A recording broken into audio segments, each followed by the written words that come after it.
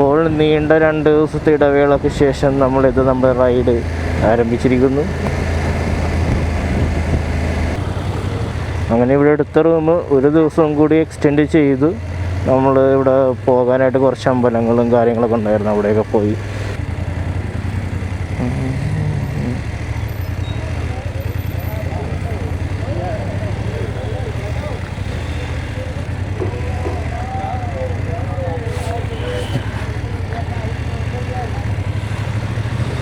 ഇവിടെയൊക്കെ ഒരു വഴി കാണിക്കുന്നുണ്ട്, പോയാൽ എത്തുമോ ആവോ ദൈവത്തിനറിയാം.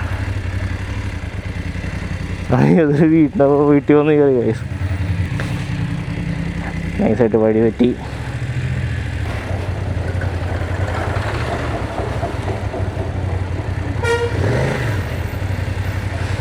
അങ്ങനെ അവിടുത്തെ ആൾക്കാർ നമുക്ക് വഴി കാണിച്ചു തന്നു. നേരത്തെ അയാൾ എന്നോട് പറഞ്ഞതാണ് ഇങ്ങോട്ട് കയറല്ലേ ആ വഴി വളഞ്ഞു വിട്ടുവന്നു. ഞാനത് കേട്ടില്ല, ഗൂഗിൾ മാപ്പിനെ വിശ്വസിച്ചു. ഗൂഗിൾ മാപ്പിനെ പിന്നെയും ചോദിച്ചു. ഇതായിരുന്നു നമുക്ക് പോകേണ്ട വഴി. ഉണ്ടോ,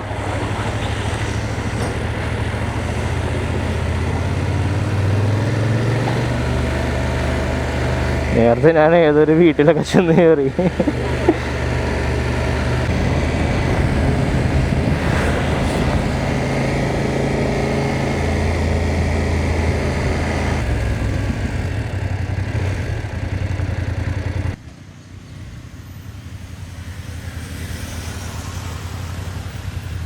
ബൈക്ക് ഫുള്ള് പൊടി മഴുക്കുമായിരുന്നു. അപ്പോൾ ഇന്നലെ ഞാൻ കൊണ്ടുപോയി കഴുകി കുട്ടപ്പനാക്കി. 200 രൂപയുള്ളൂ. പിന്നെ antibacterial foam cleaner spray ഉണ്ടായിരുന്നു, അത് യൂസ് ചെയ്ത് ഹെൽമെറ്റും ജാക്കറ്റും ഒക്കെ ക്ലീൻ ചെയ്ത് പെട്ടെന്നൊരു ഫോറസ്റ്റിൻ്റെ അകത്തേക്ക് കയറിയിട്ടുണ്ട് ഞാൻ. അവിടെ നിന്ന് ഇങ്ങോട്ട് വരുമ്പോൾ പെട്ടെന്ന് ഞാൻ ഈ സ്ഥലം കണ്ടു. ഞാൻ കരുതി എന്തുകൊണ്ട് നമുക്കിവിടെ നിർത്തി നോക്കിയിട്ട് പോവാം.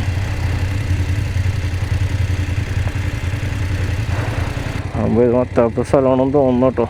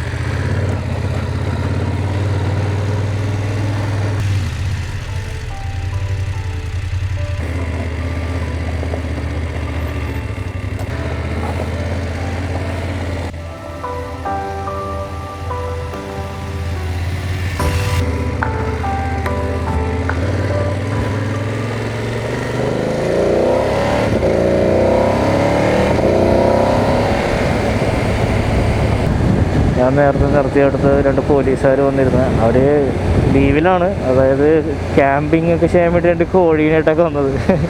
എന്നോട് കൂടുന്നതെന്ന് ചോദിച്ചു, പക്ഷേ എനിക്ക് സമയമില്ലായിരുന്നു.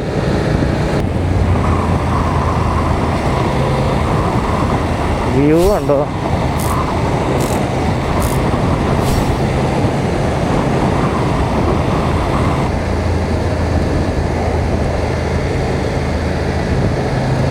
ഞാനങ്ങനെ വില്ലേജിൻ്റെ ഉള്ളിൽ കൂടെയുള്ള വഴിയിൽ നിന്ന് കയറി പോന്നു.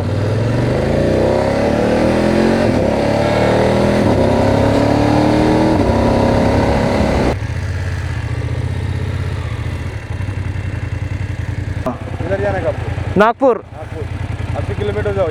80 kilometers highway. Okay, thank you.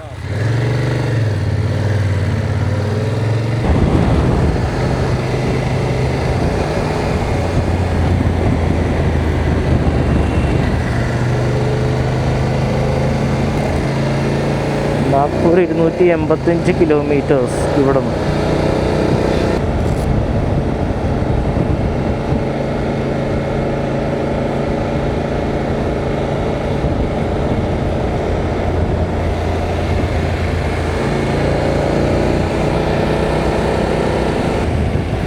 City ട്രാഫിക്കിലെ തിക്കും തിരക്കും നിറഞ്ഞ 5G ലൈഫിനേക്കാൾ എന്തോരം ബെറ്ററാണ് സിഗ്നൽ പോലും ഇല്ലാത്ത ഫോറസ്റ്റ് ട്രാവൽ ലൈഫ്.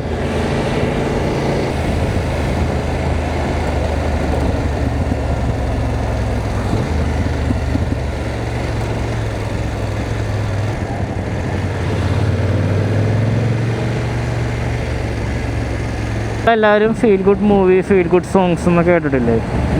അതേപോലെ ഫീൽ ഗുഡ് റോഡാണിത്.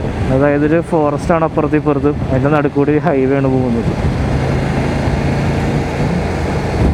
ഞാൻ തെലുങ്കാന സ്റ്റേറ്റ് ക്രോസ് ചെയ്ത് മഹാരാഷ്ട്ര കയറി കേട്ടോ. മഹാരാഷ്ട്ര കയറി ബോരി എന്ന് പറഞ്ഞ സ്ഥലത്തായി. ഇപ്പോൾ വരുന്ന വഴിക്കൊരു ഹൈവേയിലിട്ട് ധാബമുണ്ട്, അവിടെ കയറി ഒരു താലി കഴിച്ചു. 150 രൂപ. അധികം ഐറ്റംസ് ഒന്നുമില്ല, 2 റൊട്ടി ഉണ്ടാവും, പിന്നെ കുറച്ച് ചോറ്, പരിപ്പ് കറി, ഉരുളക്കിഴങ്ങ് കറി, പിന്നെ അച്ചാറും സവാളയും. അവിടേക്ക് നല്ല ഹെവി മഴയുണ്ടെന്ന് തോന്നുന്നു കേട്ടോ. കണ്ടോ? ആ പറഞ്ഞത് വെറുതെ ഇല്ല.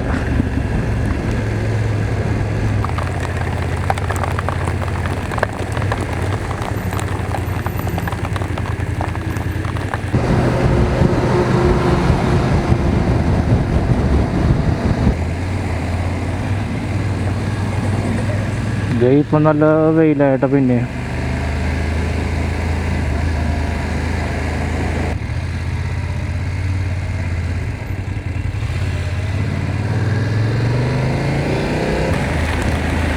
മഴ പിന്നെ നല്ലപോലെ പെയ്യാൻ തുടങ്ങിയിട്ടുണ്ട്.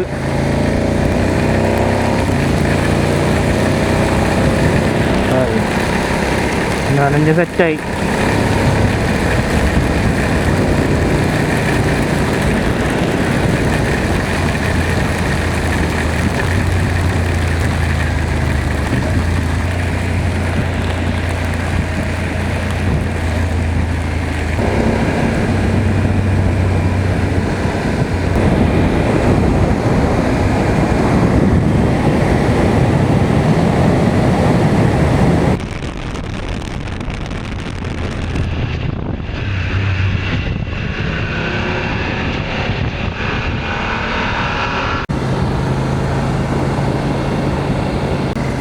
ബോർഡ് കയറി പരിശോധിച്ചേക്കുന്നത് കാണുന്നില്ല. നാഗെന്ന് മാത്രമേ ഉള്ളൂ, ബാക്കിയില്ല. അപ്പോൾ ഒരു 62 കിലോമീറ്റർ. ഇത് KFC ഒക്കെ ഉണ്ട് കേട്ടോ ഇവിടെ. KFC, ഹൽദിറാംസ് ഫേമസ് ആണ് ഇവിടുത്തെ. ഈ നമ്മുടെ നോർത്ത് ഇന്ത്യൻ ബ്ലോഗേഴ്സിൻ്റെ ഒക്കെ വീഡിയോ കണ്ടിട്ടുണ്ടെങ്കിൽ അറിയാം, അവർ ബ്രേക്ക്ഫാസ്റ്റ് പോയിൻ്റായിട്ട് നിർത്തുന്നത് ഇവിടെ ഹൽദിറാംസിൽ. അത് ഇവിടെ മാത്രമല്ല, എല്ലായിടത്തും ഉണ്ട് ഇത്.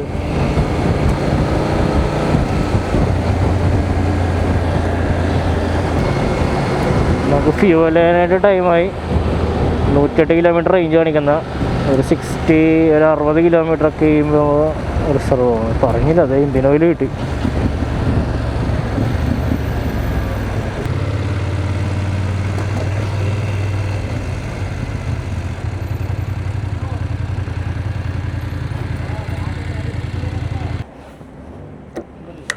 फुल टैंक कर दो। 2000 का सेट किया था उसको 22 लीटर का है। मेरे को लगा 2000 में हो जाएगा, और करना पड़ेगा। ना ना कोई नहीं, रहने दो। ये गाड़ी है लेकिन आप बाइक राइड कर। अच्छा, ये पैकेज वगैरह बोलते हैं। ये मेरा कपड़ा है पूरा, और वो पीछे की पेटी, और उसमें मतलब कैंपिंग का चीज़ है। क्या चीज़ होती है? कैंपिंग का है ना। कैंपिंग मतलब जो टेंट करके स्टे करते हैं ना पहाड़ों में। आप कहाँ से कहाँ तक जा रहे हो? केरला से कश्मीर। कहाँ से? केरला बाइक से। कितना डिस्टेंस कितना है? केरला से कश्मीर 3500 किलोमीटर है। कितने दिन में? जाके वापस आने में 20 दिन लगेगा। आना जाना 20 दिन? मतलब रास्ता में मैं का शायद बनाता हूँ, नहीं तो दाबा में खाता हूँ। हॉबी हाँ, पैशन है मेरा।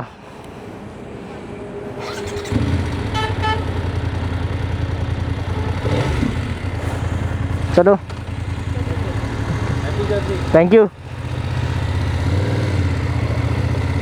ഞാൻ ആ പമ്പിൽ വെച്ചിട്ട് പുള്ളിയോട് ഫുൾ ടാങ്ക് എന്ന് പറഞ്ഞേ. പുള്ളിക്ക് അറിയത്തില്ല ഇത് എത്ര കപ്പാസിറ്റി ഉണ്ടെന്ന്. പുള്ളി കുറവായിരിക്കും എന്ന് കരുതി 2000 സെറ്റ് ചെയ്ത് അടിക്കാൻ തുടങ്ങി. 2000 എത്താറായപ്പോൾ പുള്ളിക്ക് ടെൻഷനായി തുടങ്ങി. എന്നിട്ട് 2000 എത്തിയിട്ട് എന്നിട്ട് നിറഞ്ഞിട്ടില്ല. പുള്ളി എന്നോട് അയ്യോ ഇത് 2000 എത്തിയിട്ട് നിറഞ്ഞില്ലേന്ന്. ഞാൻ സാരമില്ല, അത് മതി.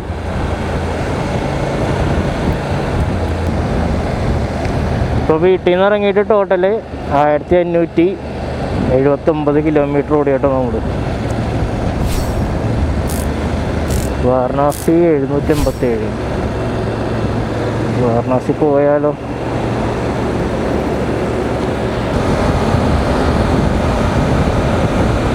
നേരത്തെ മഴ കൊണ്ടെന്നാണ് ഇതൊക്കെ ഇപ്പോൾ ഫുള്ള് ഡ്രൈ ആയി ഉണങ്ങി ക്രിസ്പി ആയിട്ടുണ്ട്.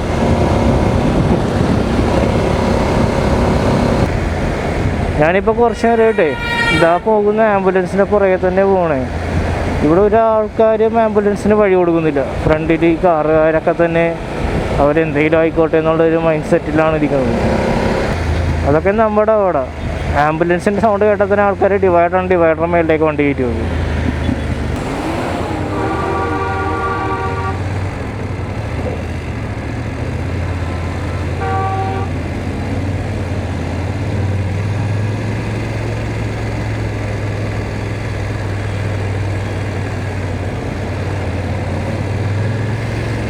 ഇതാണ് ഇവിടുത്തെ അവസ്ഥ.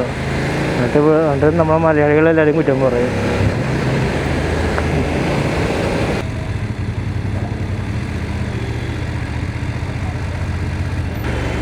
ഫൈനലി അങ്ങനെ നാഗ്പൂർ സിറ്റിയിലെത്തി.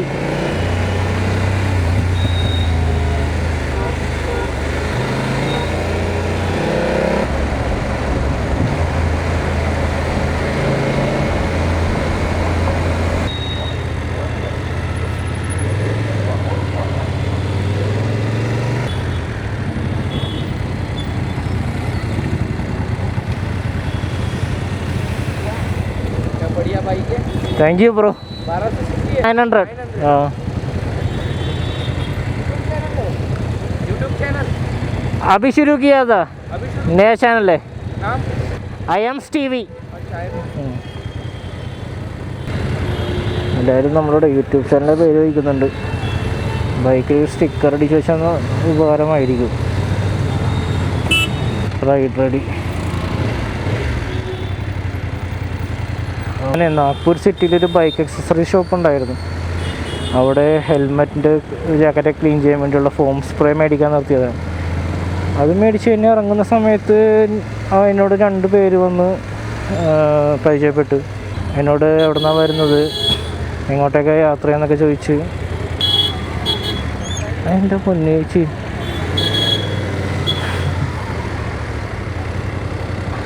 അപ്പോൾ ഞാൻ പറഞ്ഞു വന്നത് എന്നോട് അവർ കുറേ കാര്യങ്ങളൊക്കെ സംസാരിച്ച് നല്ല അടിപൊളി ആൾക്കാരാട്ടോ. ഓൾമോസ്റ്റ് ഒരു അരമണിക്കൂറോളം സംസാരിച്ച് അവിടെ നിന്ന് എന്നോട് പുള്ളി ഒരു സെക്കൻഡ് ഹാൻഡ് ഹിമാലയ 411 എടുത്തിട്ടുണ്ട്. അപ്പോൾ അതിൽ ചെയ്യേണ്ട അപ്ഗ്രേഡ്സ് എന്താണ്, പുള്ളി ലേലടൊക്കെ പോകാനുള്ള പ്രിപ്പറേഷനിലാണ്. അങ്ങനെ കുറേ കാര്യങ്ങളൊക്കെ ചോദിച്ച് എനിക്കറിയാവുന്ന കാര്യങ്ങളൊക്കെ ഞാൻ പറഞ്ഞു കൊടുത്ത്.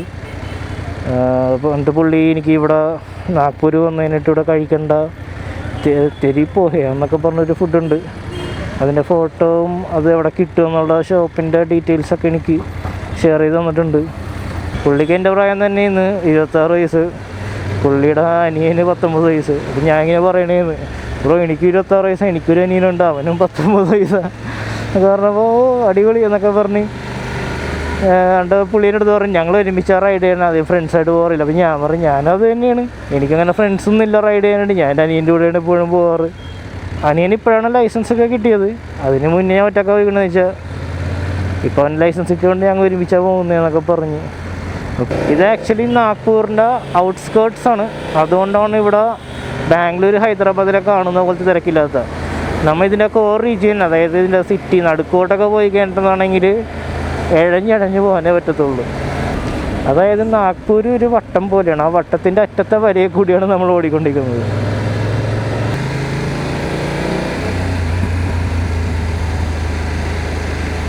ഇനി വെറും 3.5 കിലോമീറ്റർ മാത്രം കഴിച്ച് റൂമിലേക്ക്. അവിടെ ചെന്നിട്ട് കുളിക്കണം, കഴിക്കണം, കിടക്കണം.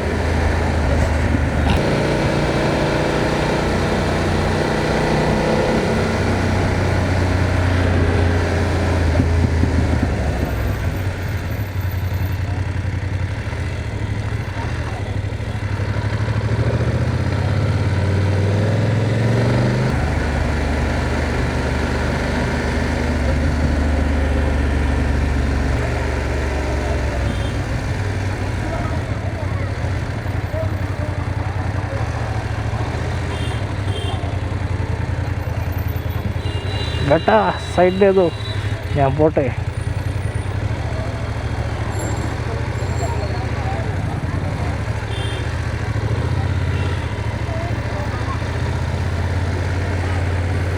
എവിടെ? OYO town house. നമ്മളങ്ങനെ നമ്മുടെ ഹോട്ടലെത്തി കഴിച്ചു.